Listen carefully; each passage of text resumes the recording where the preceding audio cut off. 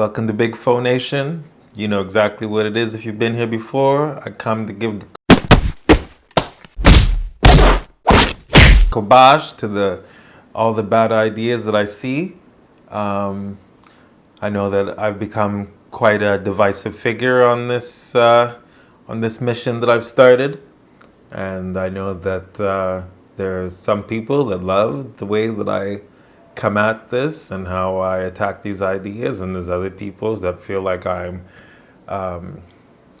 taking shots at their heroes. So, again, it's not always something personal. It's just that if I see an idea that has a that's going on unchallenged and has a negative effect, or has the potential to have a very negative effect, I challenge it. And I, as usual, leave it up to you guys to challenge me back.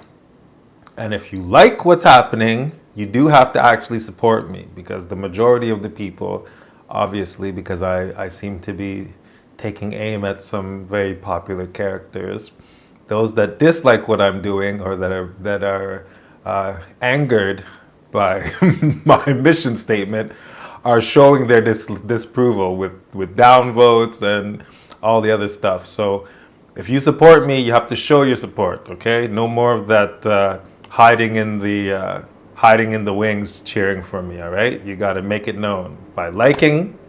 Very simple. Now it doesn't cost you anything to hit the like button and to share and to subscribe, because if you don't subscribe and you don't hit the notification button, you're not going to see when I put up new videos, okay? So, without further ado, on the chopping block today is Jordan Peterson. Now, again, this is not a personal attack on Jordan Peterson. When it comes to his psychology, I don't have any problems with him. Actually, I was a pretty big fan of his work originally, and I still think that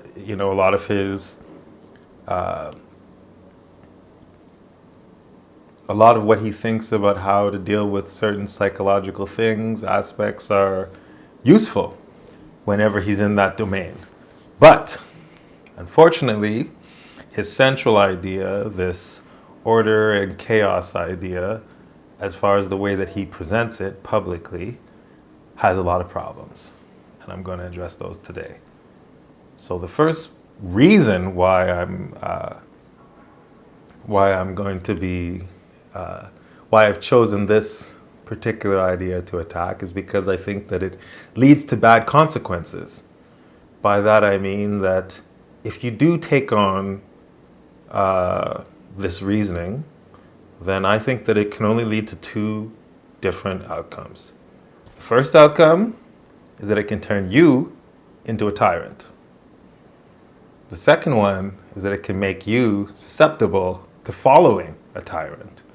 And since my channel is generally dedicated to combating flatterers and sophists and people of the school of rhetoric, following in the footsteps of Socrates, there was no way that I could let something like that go.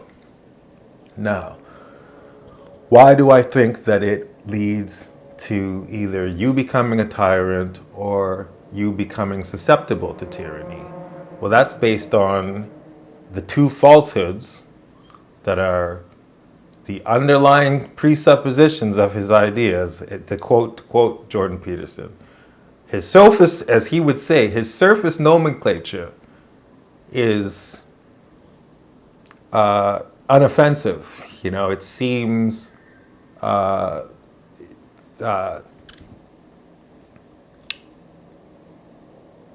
it seems like something that there's nothing to challenge about it. He's saying that that you have to go and look for something profound. I have no problem with that, but it's the other stuff, how we leads to that, where we get the problem. So what are the two falsehoods that I'm describing? The first falsehood is the idea that all conceptual schemes fail. That is the biggest one, because it's only by taking on that concept that all conceptual schemes fail that you can even accept the second one, which is that we live in a Gnostic universe, and that's bordered between order and chaos, and that our best option is to find some happy medium between order and chaos. Now, what does he say about this Gnostic universe? So in this Gnostic universe, where all conceptual schemes fail, the remedy, according to Jordan, is that we would have a tragic catharsis, which is very similar to what Nietzsche believed. Now, there's a quote that he has where he says that life is fatal and full of suffering, betrayal, and malevolence. Nothing is trivial, and everything is profound. Now that is a part that will definitely lead us into trouble, which we will go into. But right off the start, I would tell you that on its face has to be false, because, and this is where the Aristotelian in Jordan is starting to come out, because in much in the same way that Aristotle had destroyed the concept of ideals, and made it so that everything is an ideal, it seems that Jordan Peterson is saying that everything is profound, when actually almost nothing is profound, right? Most things are trivial. The profound things are the ones that stand out, right?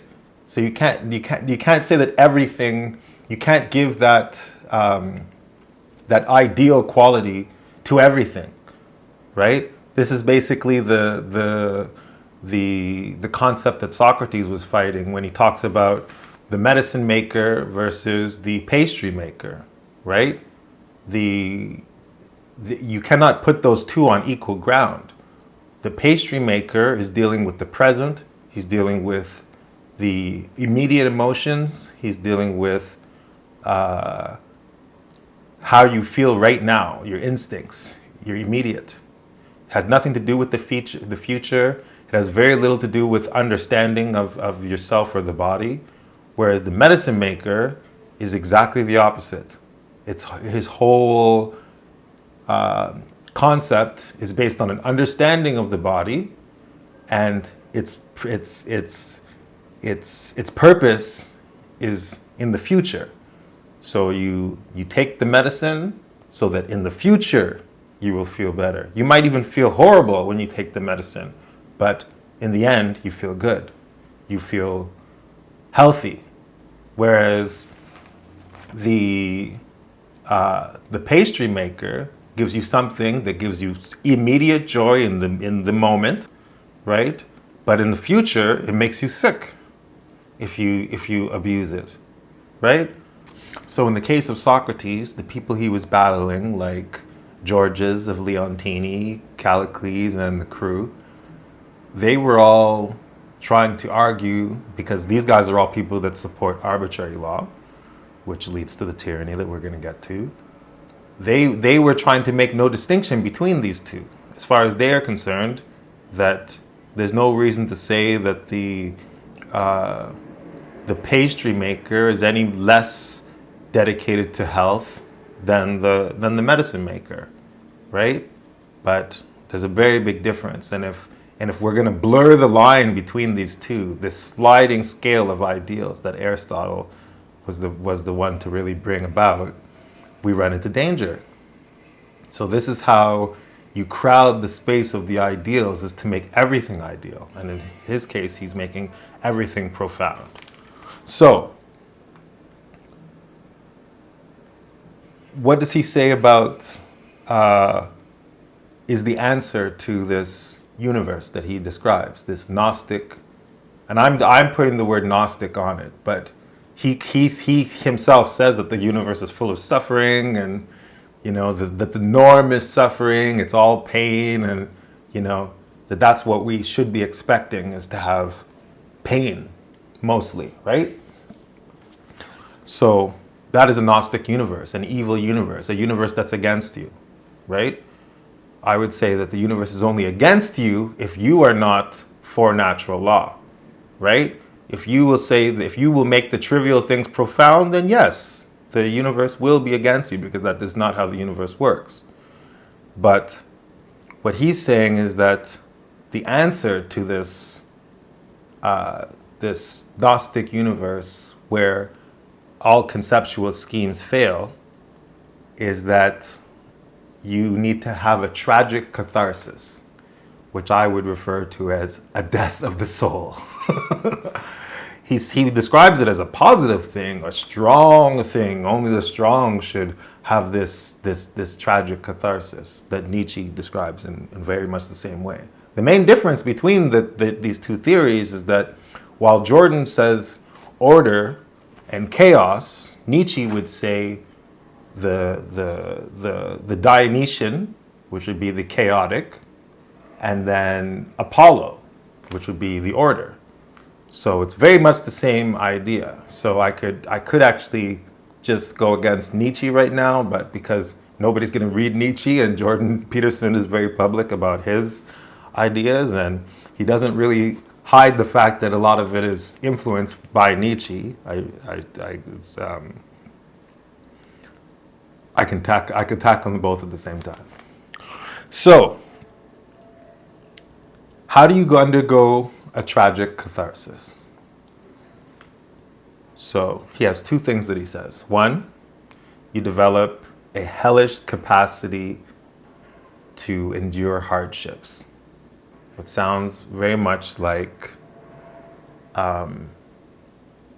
adapting to the world, the evils of the world. Make yourself an expert in dealing with the evils of the world, right? Not necessarily changing them, but adapting yourself to fit with them, you know?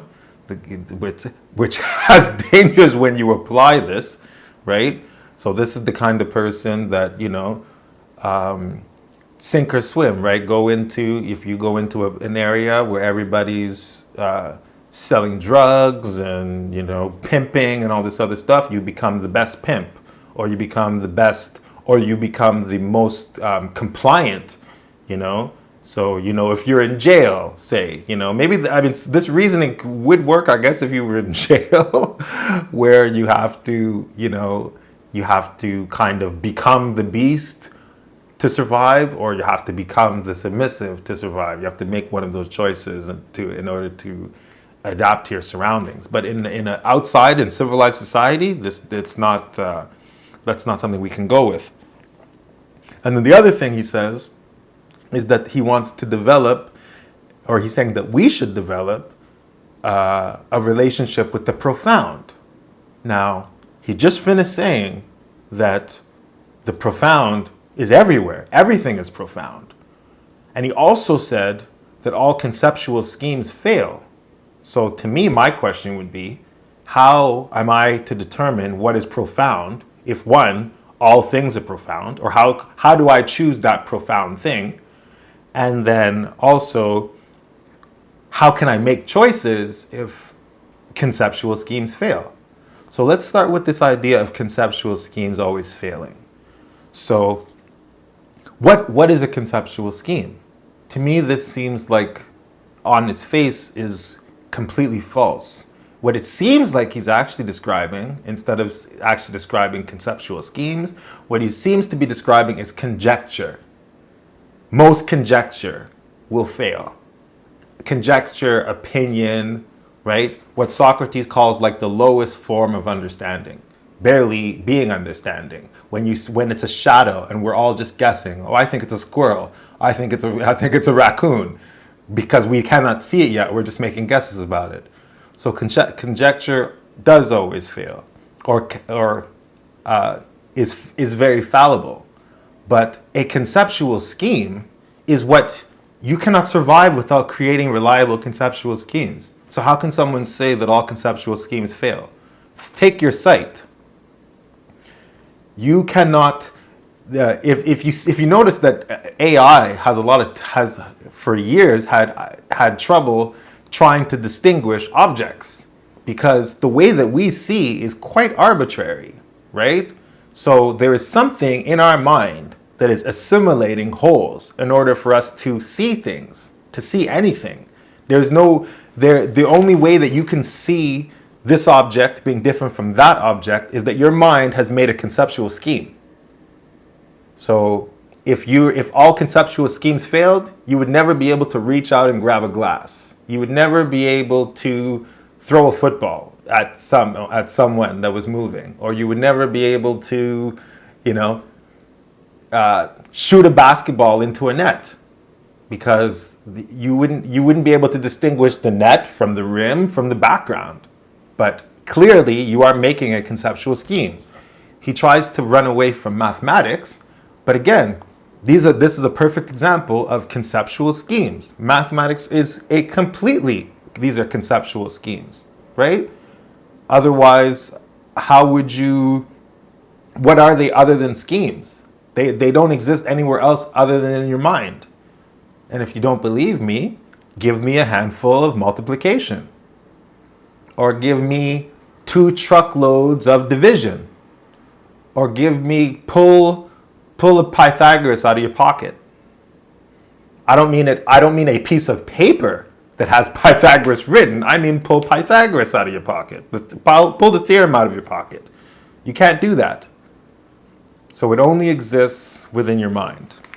So within this same conflation, he talks about how, how that he describes this, what I'm calling conjecture, but he's going to call it conceptual schemes. The way that he's saying that these conceptual schemes fail is by describing past ideas that have failed, right? And then people used to think the world was flat and now it didn't, or whatever. And he also has this idea that making discoveries is painful, right? That learning some new idea forces you to destroy some old idea that you held. Like we're all just like these religious dogmatists that learning something new always has a negative connotation. Now, how is that possible? Have you ever been in like a physics class or any kind of thought-provoking class? Every time that you learn something new, it's beautiful, right? Some of the times it's exciting to learn some new idea, right? So the concept that it's like everything is like, everything is some sort of like, I thought my girlfriend loved me and she didn't. Like, are those the only kinds of discoveries that we make, right? So he seems to be neglecting the idea of discovery, right? And he's derogatizing it. I'm going to make that word up if it's not one. As something that's always going to be like overthrowing some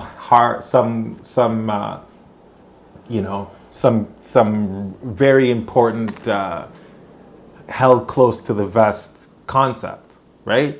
But this is also because of this worldview that he has, that really the Nietzschean idea that you really only have on one side the Dionysian chaos, and on the other side you have the religious Apollo, dogmatic, strict, rigid concept. So it's in making a jump from this dogmatic, hard held ideas into this Dionysian dance that you're losing the solid foundation of the religious dogma. Now, the only reason that those two concepts are even legitimate is because of what he's saying about conceptual schemes always failing, right? So if you agree that all conceptual schemes always fail, then yeah, the only choices you have, if your mind doesn't have the ability to make discoveries or to discover lawfulness, then yeah, the only choices you have are like religious ideas that you can memorize and absorb as doctrines, or you have abandoning that and just going by your feelings. And it seems that his remedy, this tragic catharsis that is when you realize that this is the world that you live in, that you don't have any control because your conceptual schemes are not reliable for you to actually make discoveries, that you have to rely on these two things. Now, that's where we get the danger. Because if you're really only relying on these two things, so one is like this dogmatic, Apollo-influenced, religious, rigid thinking, and then this emotional Dionysian dance, drunken, dopamine-chasing concept. So what he seems to be saying is that we want to find some balance in between these two things. So it's like you want to be on the edge of your seat.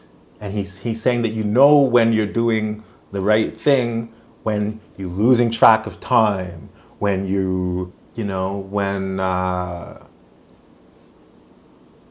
either when you're losing track of time, when you feel like you're getting a dopamine boost, when you feel compelled to do whatever it is. Now, what kind of metric is that? Dopamine boost, feeling compelled to continue, losing your track of time. I could name a few things that are pretty much evil that would do all those things. One, video games. Whenever I want to kill time, that's the first thing I'm going to do is play some video games, right? TikTok, Instagram, all of the social media, all these things are big dopamine boost. You're losing track of time. You're compelled to stay on it, right? So how are you going to find what is profound in there? So the only answer, unless he wants to change that statement, is hedonism. So what he's saying is to follow your feelings, right? When you feel like engaged, that's when you're doing the right thing.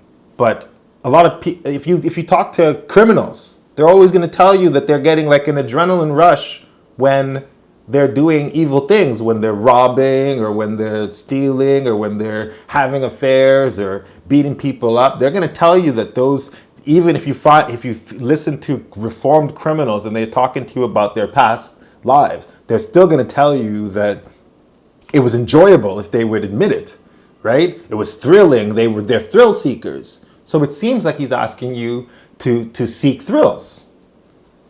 But the question is, so how can you determine between a positive thrill and an evil thrill if your conceptual schemes are failing things, right? If you don't have the ability to discover the truth or discover lawfulness or discover anything, right? That everything that you can conceive of is going to be a failure. What do you have as a metric other than your hedonism? So if you only have hedonism to rely on, then what's to stop you from becoming, what is the only thing that you can become based on this? As far as I can tell, the only thing that you can become is a tyrant, right? Because you're governing yourself by a law that has to be, by nature, arbitrary, based on your feelings, based on what you feel compelled to do, right? And his only metric is hedonistic. It's like if you feel like you're losing time, you feel like, you feel engaged, right? You can have two people that are both conspiracy theorists, right? And they're both like they finally found that one conspiracy theorist that believes the same thing as them, and they'll be sitting there talking about it and both getting to say their thing and everybody saying, yes, I agree, yes, I agree. That's going to feel like it's an engaging thing. They're going to lose track of time in that conversation, but is it good? So this is where you run into trouble. So then when you have a tragic catharsis, which is basically the acceptance that the world is built this way, your mind is not a useful thing in order to govern through it, and the only thing that you can do is follow your hedonism, then what does that leave you with? So it leaves you either to arbitrarily declare certain things to be the case and to kind of push them forward as far as they will go, or to give up completely and default your power to some other kind of a Superman, right? So what it seems like is that he's destroying your ability to think in order that you might defer it to him. Because at the same time that he's saying that all conceptual schemes fail, he's presenting you conceptual schemes, his own conceptual schemes. So that's where it becomes a little bit tricky. So that's where I have to abort on that. So bringing it back to his quote, that life is fatal, full of suffering, betrayal, and malevolence. Nothing about it is trivial, and everything is profound. And you need to develop a relationship with the profound. How do you do that? He's saying already that you have to go with your hedonistic drives. And this is how you're going to determine it.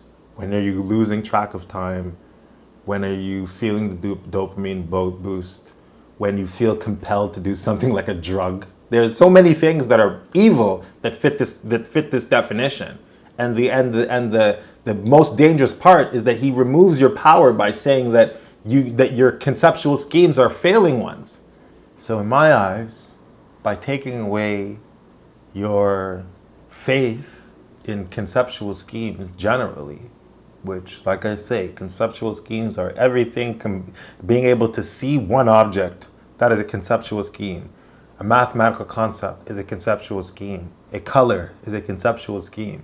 Your ability to be able to navigate your world without tripping over stuff every time and hurting yourself and others, right? Taking away your confidence in that and your confidence in your ability to conceive of things and to make discoveries, what is that also taking away? It's taking away your agency, right? So what happens historically when people have this happen, right? In the case of, everybody hates to hear this, but Nazi Germany, right? What was the doctrine that allowed them to do all of those evil things? It was exactly this doctrine. It was the triumph of the will, right? Because all conceptual schemes fail and there's no reasoning, there's no ability to make conceptual schemes. So there's no way to discern what is right and what is wrong. So what you go with is what you feel, right? So what you feel is what you want to project across the world. So forget about what's right and wrong. Let's go with what we feel. It's ignoring most of the time what is right and what is wrong in order to inflict the world with your own hedonism, your own personal hedonism, right? So there's almost no way that this goes right. There's no way that this goes good if you take this worldview on. Either what happens is you become someone who's very malleable, who's susceptible to charlatans of every type, who's willing to follow somebody who's confident, right? Because they can give you that dopamine rush, and it'll feel like you're doing the right thing because you feel compelled, right? You feel engaged, right? So that's your justification for making it right. Or you yourself can impose something that is absolutely evil because it satiates your hedonistic pleasure, right? Or your hedonistic feelings or tendencies. So this is all bad. As much as the surface nomenclature seems innocent, the underlying presuppositions are what lead to the things that he claims to be most against. But this particular doctrine of, this Gnostic universe that is, that it just happens to us, right? where we have no real agency in it, and the only agency that we have is just to follow our hedonism, then the results from that are always going to be absolutely horrific, right? So in the case that maybe you follow a Superman or Ubermensch or whatever you want to call, Nietzschean word you want to use, if you're going to follow some one of those that is pray to God is actually going to be righteous, and you're just going to follow that blindly or follow that with your gut, then and they'll lead you to the promised land. But more likely than not, you're going to be following a charlatan that can give you the dopamine rush. So I'm not going to say that he's doing that because I don't know him, that he's eliminating your confidence in your own agency in order so that you would be dependent on someone like him. But if that was what he wanted to do, that would be a very good way to do it, a very efficient way to get that result. But this is what the problem with Nietzsche was. Although he talks completely different things about Nietzsche, the problem with Nietzsche is that he inspires this kind of triumph of the will belief system, right? Where it's like, I don't care what the truth is. This is what I believe, right? I'm not worried about there being some universal law, right? There's the religious, and then there's the Dionysian dance. And everything in between is where we get to follow our hedonism. So this video was made because I reject the two falsehoods that he's claiming. One, that all conceptual schemes fail. That is the worst concept that I've ever heard. I'll acknowledge that conjecture is not infallible. That is a concept that you can say. Conjecture is not fallible. It's not infallible. But that all conceptual schemes fail, then that just leads the road to, a Hitlerian triumph of the will. And we don't want that. So I don't accept the idea that we live in this Gnostic universe that he portrays, because it's only possible if you accept the idea that all conceptual schemes fail, right? Because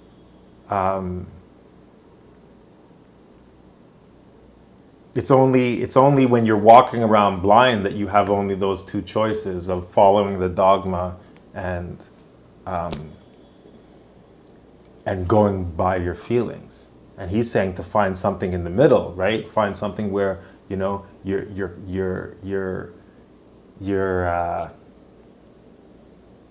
entertained. You're on the edge of your seat. You're not bored. He's talking about avoiding boredom. Now, how is that right? How is that the path to righteousness? Avoiding boredom? That is not the path to righteousness.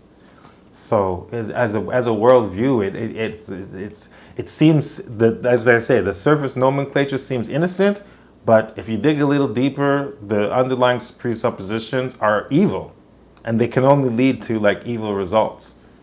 But if you think that it's possible for them to lead to something else, or if you think that I've misunderstood something, or if you have anything worthwhile to add to the conversation, leave it in the comments. All right? So make sure, if you support me, like, share, and subscribe. Hit the notification button. That bell at the bottom, hit that thing. All right? Don't be a silent spy in the background, okay? If you're supporting me, you got to support me, because I can't keep coming at doing this good work that I'm trying to do, attacking, the bad ideas of super popular people with massive followings who are just going to bomb my comments and bomb my dislikes. So whoever those small minority of people that are following me because they actually approve of what I'm doing, you have to show your support, okay? You can't be a silent watcher if you would like me to continue to be able to make these things. So I thank you for spending your time with me. This is Big Foe, and I'll see you guys next time. I've been down this road before, but now I got my shit together.